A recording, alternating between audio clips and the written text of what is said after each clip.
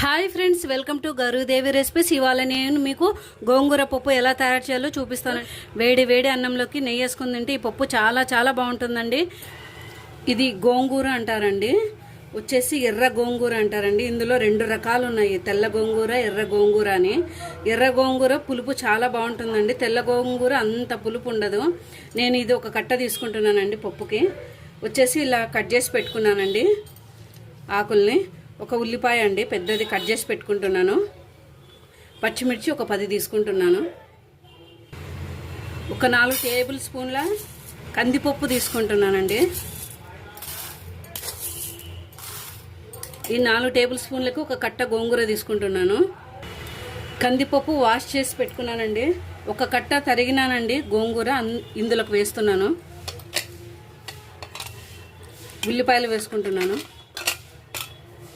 పచ్చిమిర్చి వేసుకుంటున్నాను. 5 రెమ్మలు ఎల్లిపాయలు వేసుకుంటున్నాను. కొంచెం చింతపండు. ఈ పప్పు మునిగేంత వరకు నీళ్లు పోసుకోవాలి. ఇప్పుడు దీన్ని 4 విజిల్స్ కుక్కర్లో వచ్చేంత వరకు ఉడికించుకుందామండి. కుక్కర్లో 4 విజిల్స్ వచ్చేంత వరకు ఉడికించుకున్నానండి కందిపప్పుని. ఇప్పుడు ఈ గిన్నెలోకి తీసేసుకుందాము. ఇందులో ఉన్న నీళ్ళని ఒక గిన్నెలోకి ఉంచుకుందామండి.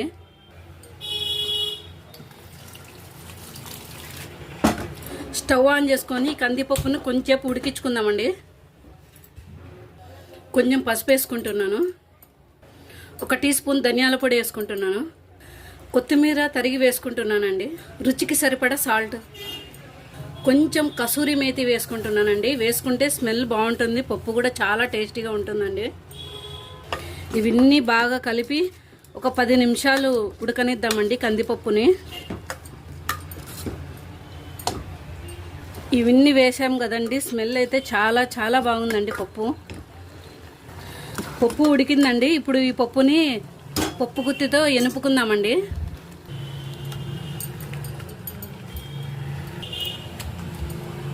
ఇందాక వాటర్ తీసి పెట్టుకున్నాం కదండి, ఆ వాటర్ ఇందులోకి వేసుకుంటున్నాను. 10 నిమిషాలు పొయ్యి మీద పెట్టి పప్పును మగ్గనిద్దామండి. 10 నిమిషాలు అయిందండి, పప్పు రెడీ అయింది. దీనికి తర్వాత వేసుకుందాము. 2 టేబుల్ స్పూన్ల ఆయిల్ వేసుకుంటున్నాను. ఆవాలు, జీలకర్ర చిదుముకున్నానండి. ఒక 6 ఎల్లిపాయలు. ఇలా వేసుకోవడం వల్లనే ఎల్లిపాయ ఫ్లేవర్ పప్పుకు బాగా వస్తుందండి.